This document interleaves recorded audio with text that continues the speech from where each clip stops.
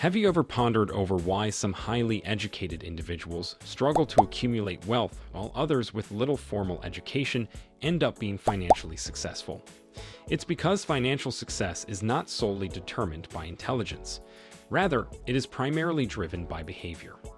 In fact, the psychology of money is a fascinating topic that explores how our attitudes, beliefs, and emotions influence our financial decisions. Hi. Welcome to Tourist Treasury, and in this video, we'll explore the psychology of money that can help you make smarter financial decisions and ultimately achieve your goals. So, let's dive in. Money, investments, returns. We all run behind these factors, but forget the most crucial element, our psychological relationship with money. In his book, The Psychology of Money, author Morgan Housel reminds us that our behavior with money is the most important aspect of finance. Don't miss out on these 5 key takeaways that we've compiled for you. It's time to delve deeper into the psychological aspect of money. Key point number 1. No one is crazy. Have you ever looked at someone's financial decisions and thought they were crazy? The truth is, what makes sense to one person might seem crazy to another, and that's because our relationship with money is shaped by a variety of factors. Our upbringing, our culture, and our personal experiences all influence the way we think about and handle money. For example, consider the perspective of a citizen living in Pakistan versus someone in the US or UK. Due to the collapsing economy in Pakistan, the idea of saving money takes on a completely different meaning. Meanwhile, in the US and UK, individuals have the luxury of a more stable economy to work with. We all know the theory behind making smart investment decisions based on our goals and the characteristics of our investment options. But in reality, many people don't follow this advice. Those who have faced economic crisis, for example, may have different biases and thoughts about risk and reward than those who have never experienced financial instability. Even something as seemingly trivial as the era in which we were raised can impact our financial decision-making. If you grew up during a time when the stock market was thriving, you may be more inclined to invest in stocks than someone who grew up during a period of economic uncertainty. So, the next time you see someone making a financial decision that seems crazy to you, remember that their perspective is likely influenced by a variety of factors you may not fully understand. Key point number 2. Never enough. Have you ever noticed that some people just can't seem to get enough money? In Chapter 3 of his book, Morgan Housel delves into this fascinating topic. He points out that even those who have achieved millionaire status often strive to become billionaires. And for those who are already billionaires, being in the top 3 richest people in the world becomes the new goal. But what drives this unquenchable desire for more and more wealth? The answer, according to Housel, is that it's a never-ending game. People get caught up in the pursuit of money, and it becomes an obsession that can drive them to do crazy things. Morgan further sheds light on a crucial lesson. Some things are simply too valuable to put a price tag on. In fact, he emphasizes that risking such things for the sake of money can lead to disastrous consequences. According to Housel, reputation, freedom, family and friends, and happiness are all examples of things that are simply too important to put on the line. Think about it. What good is a huge bank account if you've lost the respect of those around you? Or if you've sacrificed your freedom and autonomy just to make a few extra dollars? And what's the point of having all the money in the world if you don't have anyone to share it with, or if you're constantly unhappy? So, the next time you find yourself caught up in the pursuit of wealth, take a step back and ask yourself if it's really worth it.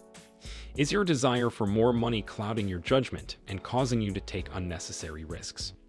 Remember, there's more to life than just money, and sometimes enough is truly enough. Key point number 3. Wealth is what you don't see. Let me paint you a scenario.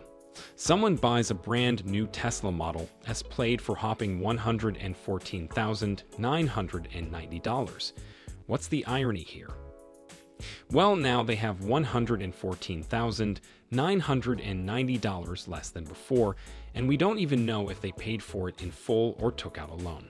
So, are they really wealthy or just rich? It's a common misconception that becoming a millionaire means you'll be able to spend $1 million.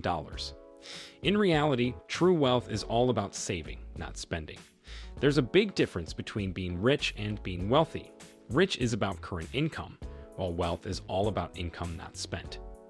Think about it, the truly wealthy people are the ones who have expensive cars they haven't bought, luxury watches they haven't worn, and financial assets they haven't yet converted into tangible things. Wealth is invisible because we can't see people's bank accounts or the money they're not spending. Sure, anyone can become rich by buying big houses and expensive cars, but to become truly wealthy, you have to learn the art of saving.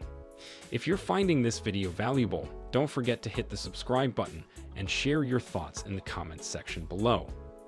Key point number 4. Biggest mistake we all do. Picture this. You're so confident in your investment or venture that you've never even considered the possibility of failure. But here's the truth. Failure is inevitable, and it's how you face adversity that truly defines success. If you've put all your eggs in one basket, you're risking everything on a single option. What happens if that option fails? Are you prepared for the consequences? One of the biggest mistakes people make with money is depending solely on their salary to finance their short-term spending needs, without any savings to protect them from unexpected expenses in the future. Sure, you may be saving up for a car or for retirement, but what if something unexpected happens? The key to financial success is leaving room for error in your planning. This means diversifying your investment portfolio and being prepared for setbacks. Because let's face it, if something can be broken, it will be broken. So, take a step back and evaluate your financial situation. Are you prepared for the unexpected? Have you left room for error? Remember that planning for the future isn't just about saving for a specific goal. It's about being ready for whatever life throws your way. Key point number 5. The seduction of pessimism. Have you ever noticed how some people seem to thrive on the idea of impending disaster and tragedy? It's as if they get a thrill out of hearing that the world is going to hell.